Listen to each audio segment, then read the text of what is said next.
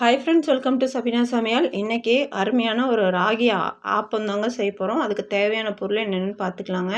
நான் ராகி வந்து 1 கப் எடுத்திருக்கேன், அதாவது ஒரு 1/4 கிலோ. ரேஷன் பச்சரிசி ஒரு 2 கப் எடுத்திருக்கேங்க. எனக்கு 1 கப்பு ராகிக்கு 2 கப்பு பச்சரிசி எடுத்திருக்கேன். இப்போ இந்த பச்சரிசியும் இந்த ராகியும் எல்லாம் ஒன்றா ஒட்டுக்கா சேர்த்தியாச்சு. இப்போ ஒரு 5 டீஸ்பூன் போல் உளுந்து, ஒரு 3/4 டீஸ்பூன் வெந்தயம் எடுத்துருக்குங்க. இப்போ இது எல்லாம் சேர்ந்து நல்லா ஒரு 6லேருந்து 7 டைம் கழுவிட்டு தண்ணி ஊற்றி நல்லா ஒரு 6லேருந்து 7 மணி நேரம் ஊற வச்சுக்க போகிறோங்க.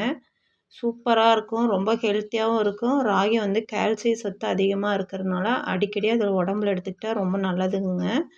இப்போ இதை நல்லா கலந்து வச்சாச்சு பாருங்கள். இப்போ நல்லா எனக்கு ஊறி வந்துருச்சு. நான் ஒரு 6லேருந்து 7 மணி நேரம் ஊற வச்சுருந்தேன். இப்போ நான் காலையில் டிஃபனுக்கு தாங்க இப்போ இதை நான் ஊற வச்சுருந்தேன். இப்போ ஒரு மிக்ஸி ஜாரில் இதெல்லாம் மாற்றிக்கிறேன். இது கூடயே வந்து ஒரு கைப்பிடி சாதம், வடித்த சாதம் ஒரு கைப்பிடி போட்டுக்கலாங்க. போட்டு ஒரு 1/4 கப்பு தேங்காவும் சாப்பாடும் இதில் சேர்த்தனா இன்னும் கொஞ்சம் கூட சாஃப்டாக இருக்கும் ஆப்பம். இப்போ பாருங்கள், இப்போ எல்லாம் நல்லா அரைச்சாச்சு, நல்லா நெய்ஸாக அரைச்சிக்கணுங்க. இப்போ மாவுக்கு தேவையான அளவு உப்பு, ஒரு பிஞ்சு மட்டும் சோடா உப்பு போட்டு இப்போ எல்லாம் சேர்த்து கலந்து வச்சுக்கலாங்க. இப்போ நான் அது காலையிலத்துக்கு செய்யறதுக்கு தான் இப்போ நான் நைட்டில் கலக்கி வைக்கிறேன். அவ்வளோதாங்க. இப்போ நல்லா ஒரு மூடி போட்டு மூடி வச்சுக்கலாம். காலையில் மாவு நம்ம பார்க்கலாம் எப்படி இருக்குன்னு. இப்போ நான் ஊற்றி வச்சுருக்க மாவு எனக்கு நல்லா பொங்கி வந்தனால நான் வேறு ஒரு பாத்திரத்துக்கு மாற்றிட்டு பாருங்கள், இதுலேயே வந்து கெட்டியாக இருக்குது மாவு. இப்போ நல்லா இதில் இட்லியும் ஊற்றிக்கலாம், பணியாரமும் செய்யலாம், தோசையும் சுடலாம், ஆப்பமும் வரும். இது 4மே வருங்க இந்த மாவில். இப்போது நான் சென்னா வந்து நல்லா நைட்டே ஊற வச்சு இப்போ 4 விசில் விட்டு வேக வச்சு எடுத்துருக்கேங்க. இஞ்சி, பூண்டு, பட்டை, கிராம்பு, ஏலக்காய் எல்லாம் சேர்த்து அரைச்சது.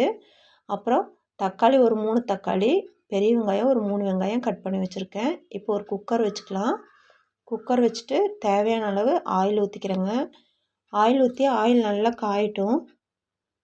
காஞ்சதும் ஒரு 1/4 டீஸ்பூன் சோம்பு, அப்புறம் ஒரு பிரிஞ்சி இலை, ஒரு அன்னாச்சி மொக்கு, 2 கிராம்பு, ஒரு ஏலக்காய், ஒரு பட்டை துண்டு, அவ்வளோதாங்க. இப்போ இது நல்லா எல்லாமே பொரியவும் இப்போ நான் வெட்டி வச்சுருக்கேன் அந்த வெங்காயத்தை உள்ளே போட்டுக்கிறேன்.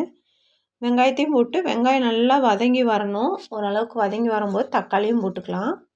இது டக்குன்னு நம்ம குக்கரில் தான் தாளித்து விட போகிறோம். சீக்கிரமாக ஆயிருங்க. இந்த குருமா ரொம்ப சூப்பராக இருக்கும். இது சாப்பாட்டுக்கும் வச்சுக்கலாம், டிஃபனுக்கும் வச்சுக்கலாம். நான் இன்றைக்கி ஆப்பத்துக்கு தான் இந்த குருமா செஞ்சுருக்கேன். பாருங்கள், இப்போ இது எல்லாம் சேர்ந்து நல்லா கிளறி விட்டுக்கலாம். இந்த அளவு நல்லா வதங்கி வந்திருக்கு பார்த்திங்களா? இந்த ஸ்டேஜில் வந்து இஞ்சி, பூண்டு, பட்டை, கிராம்பு எல்லாம் அரைச்சி வச்சுருக்கேன் இல்லைங்களா? அது வந்து ஒரு 2 டீஸ்பூன் மட்டும் இதில் சேர்த்துக்கிறேன். நீங்கள் கரம் மசாலா தனியாக போடுற மாதிரி இருந்தால் வெறும் இஞ்சி பூண்டு மட்டும் போட்டுக்கலாம். நான் கரம் மசாலா போடாதனால இதோடையே சேர்த்து அரைச்சிக்கிட்டேன். இப்போ நல்லா பாருங்கள், இந்த அளவு நல்லா கலக்கி விட்டுக்கலாம். கலக்கி விட்டுக்கிட்டு இதுக்கு தேவையான மசாலாத்தூள் பார்த்துக்கலாங்க. மல்லிப்பொடி ஒரு 1 1/2 டீஸ்பூன் போல் எடுத்திருக்கேன். அப்புறம் கொஞ்சமாக மிளகா பொடி எடுத்திருக்கேன். ஏன்னா பச்சை மிளகாவும் நம்ம அரைச்சி போடுறதுனால. மட்டன் மசாலா ஒரு 2 டீஸ்பூன், அப்புறம் 1/4 டீஸ்பூன் மஞ்சப்பொடி. இப்போ இது எல்லாமே சேர்த்து நல்லா கிளறி விட்டுக்கலாம். ஒரு நிமிஷம் மட்டும் நல்லா வதக்கினதும் இப்போ நான் எடுத்து வச்சுருக்கேன் இல்லைங்களா சென்னா, வேக வச்ச தண்ணியோட அதை அப்படியே உள்ளே சேர்த்திக்கணும். இந்த அளவுக்கு நல்லா கிளறி விட்டாச்சு. அந்த தண்ணியை நம்ம வேஸ்ட் பண்ணக்கூடாதுங்க. பாருங்கள், இந்த அளவு நல்லா வதக்கி விட்டோம் இல்லைங்களா? வதக்கி விட்டதுக்கப்புறம் அந்த சென்னாவை அப்படியே உள்ளே தூக்கி ஊற்றிக்கலாம். அதோட நான் ஒரு உருளைக்கிழங்கும் நான் கட் பண்ணி வச்சுருக்கேங்க.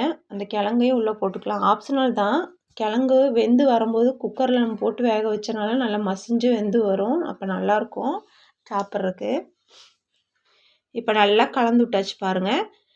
இது நல்லா ஒரு கொதி வரட்டும். அதுக்குள்ளே ஒரு அரைச்சிக்கலாம் நம்ம. ஒரு சின்ன மிக்ஸி ஜாரில் ஒரு 2 3 துண்டு தேங்காய் எடுத்திருக்கேங்க. ஒரே ஒரு பச்சை மிளகா எடுத்திருக்கேன். காரம் உங்களுக்கு ஜாஸ்தியாக வேணுன்னா அதுக்கு தகுந்தவாறு நீங்கள் போட்டுக்கோங்க.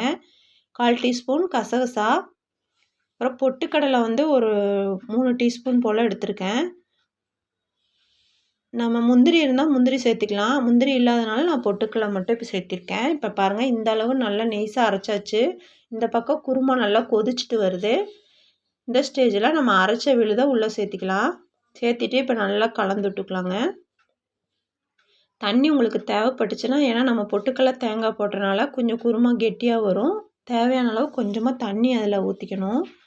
ஊற்றி இப்போ பாருங்கள், இப்போ நல்லா கலக்கி விட்டாச்சு. இந்த ஸ்டேஜில் உப்பெல்லாம் போட்டு நம்ம உப்பு காரெல்லாம் செக் பண்ணி பார்த்துக்கணும்.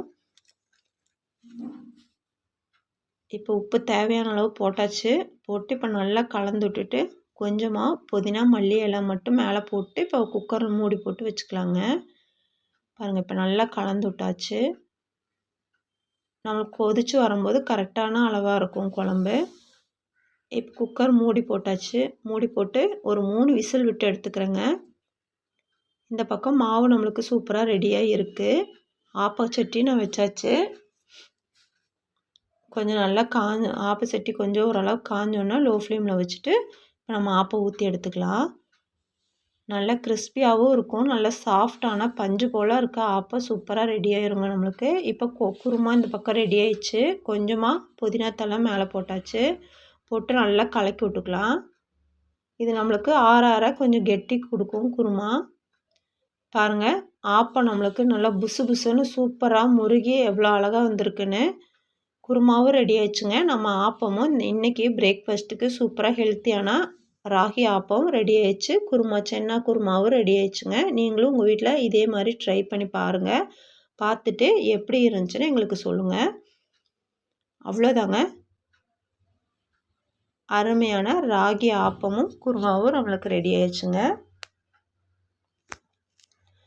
அவ்வளோதான். நீங்களும் இதே மாதிரி ட்ரை பண்ணி பார்த்துட்டு எப்படி இருந்துச்சுன்னு கமெண்ட்டில் சொல்லுங்கள். அவ்வளோதாங்க இந்த வீடியோ. இந்த வீடியோ உங்களுக்கு பிடிச்சா லைக், ஷேர், சப்ஸ்கிரைப். அடுத்த வீடியோ சந்திக்கலாம். பாய்.